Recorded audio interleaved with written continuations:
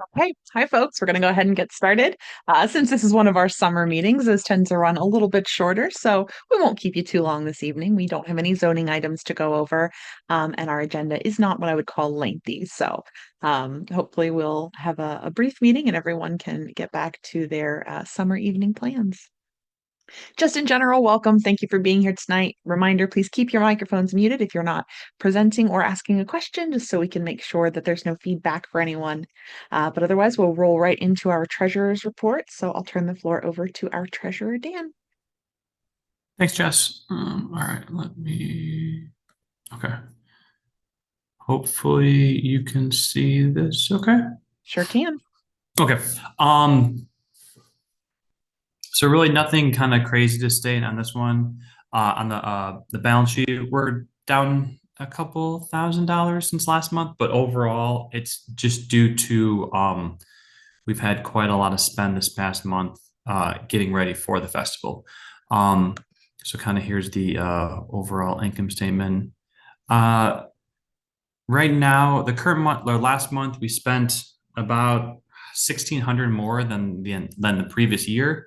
But again, I think that's just due to timing. And again, we had the majority of the expense was here in the festival, so we spent almost $2,500 just to get everything ready for the festival. But I think for the most part, I think that's basically everything that besides like day of stuff, Jess. We have almost everything's been ordered and ready to go. So, but yeah, really nothing kind of out of the ordinary. Anyone have any questions? Okay. Thank you so much, Dan. Yep, I'll say one other thing. We did have a little bit of money come in for the grant towards the not the grant, the for the info center kind of uh what do we have set just to help fund the new Oh, our fundraiser. Yes. Okay. yeah, the fundraiser. I was blanking the word. Yep. So we did have some money come in for that already too, which is good. Awesome. Okay, thank you so much. Well, then let's roll right into that and talk about that. So if you are familiar, we do have a kind of a small community center, which we refer to as the Info Center. That's at 1330 South 4th Street. And that is a space where we used to hold our meetings in person, but now we typically just use the space for obviously all of the storage for our many, many materials and pieces of equipment that we use for our events. We, of course, host open houses during our events there, like the garden tour and the donation drives following the yard sales. And the space is also available to the community to reserve to use for whatever you really like, just small events, clubs, game nights, baby showers, meetings, whatever you might like to use it for typically about 35 people or less. And so we've kind of made improvements to that space over the years, and we are continuing to do so, adding Wi-Fi, which helps to keep the space more secure and also provides an additional amenity.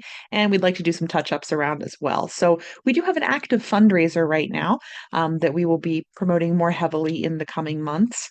But this fundraiser is just to help us potentially get together some additional funds to help with those different improvements we've wanted to make and just make the space even more useful for everyone. So I'm going to go ahead and just post a link here. Still not used to the changes from Zoom. Sorry about that, everyone. So if you're interested in helping contribute to that, we would always appreciate your support.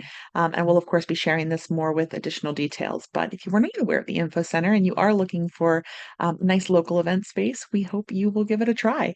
If you're a member of the association, you can actually reserve the space for free as often as you like within the confines of when the center is available.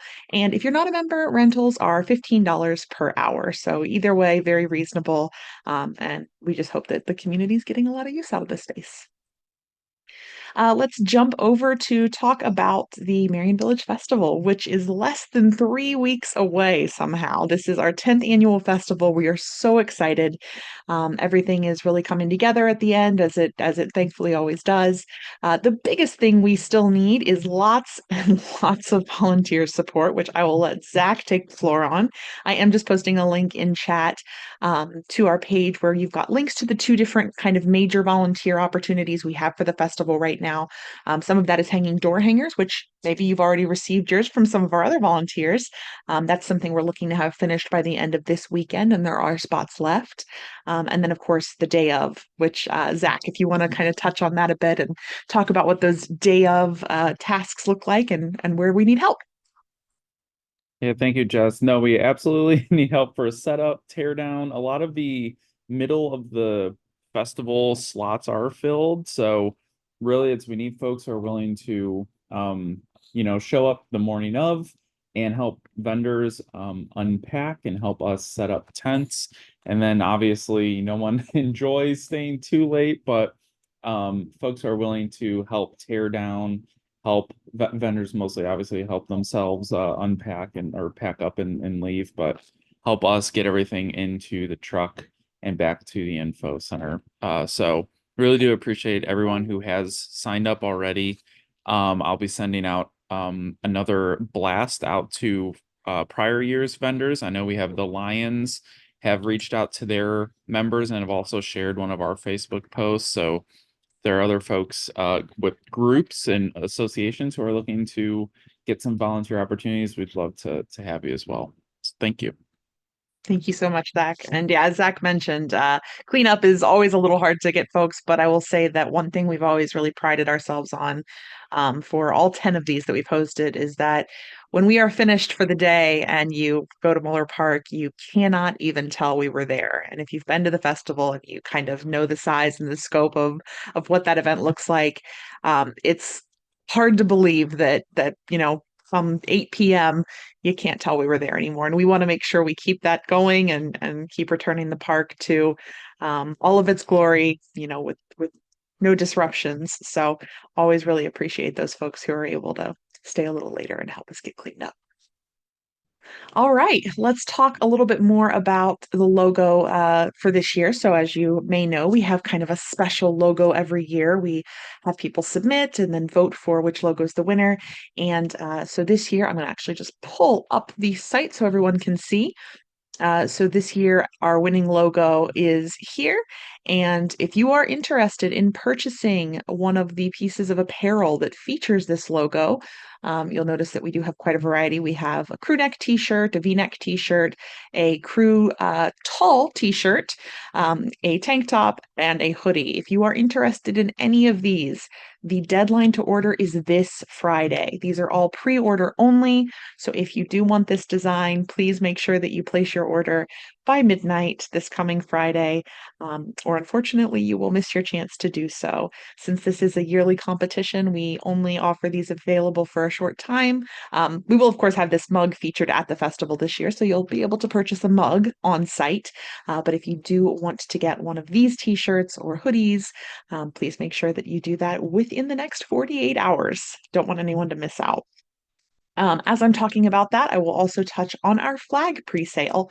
So last year we sold these are full size house flags. They are 5 foot wide by 3 foot to hang on the outside of your home. These the folks who did pick these up were very happy with them, and so we have decided to offer them for pre-sale again this year. And we of course are now adding an additional option, which is a garden flag. So this garden flag does come with both the flag, which is double-sided, just like the large flag, and it does include the hardware as well. And this is what the hardware looks like. So full kit for your garden or lawn, or if you choose a larger flag, maybe you want both. Maybe you just have that much pride in Merion Village, which we certainly would love to see. So this flag pre-order sale will end at the end of August, and then we'll get those ordered and hopefully have them in by the middle to end of September. So make sure you get your orders in for those. We'll have some additional promotions coming out for them before the end of August, of course. We'll have a QR code available at the festival, and we'll have them on display at the festival as well. So if you'd really like to see what those flags actually look like in person, see the material, get a feel for it that isn't on a computer or phone screen, we will have them available so that everybody can take a closer look before placing your order if you like. So excited about that and really can't wait to see all the flags around the neighborhood. All right, let's move on here. Committee updates. So as I mentioned, we do not have any zoning items this evening.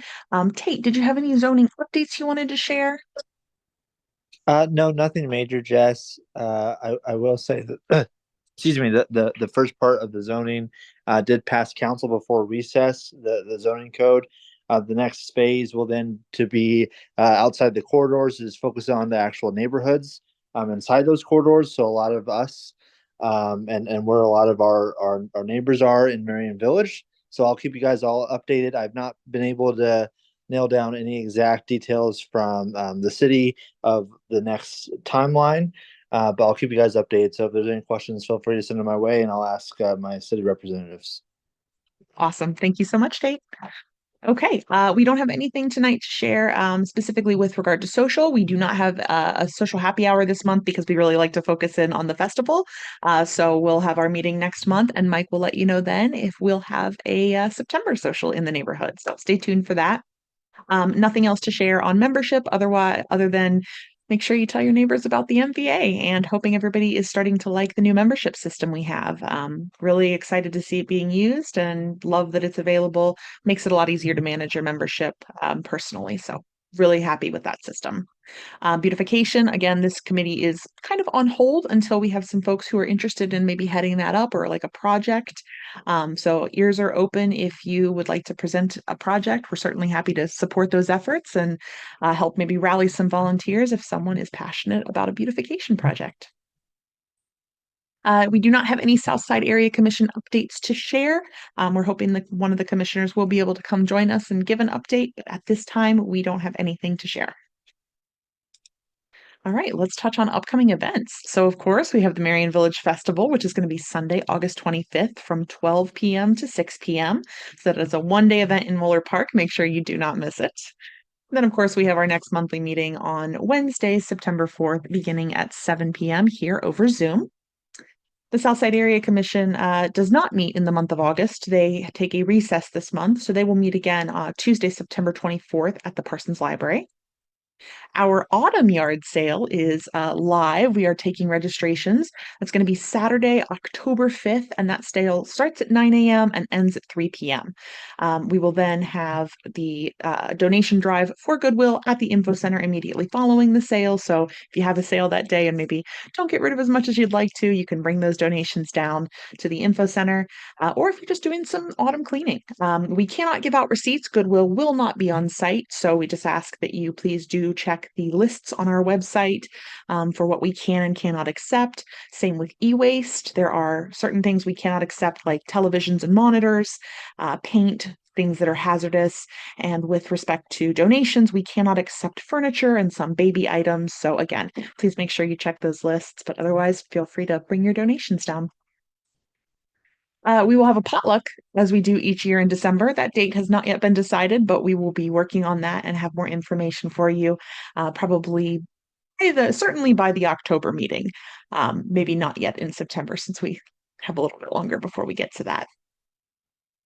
Agenda-wise, we are already finished with everything, so I'm going to open the floor. Does anyone have any questions, concerns, comments, anything they'd like to share tonight?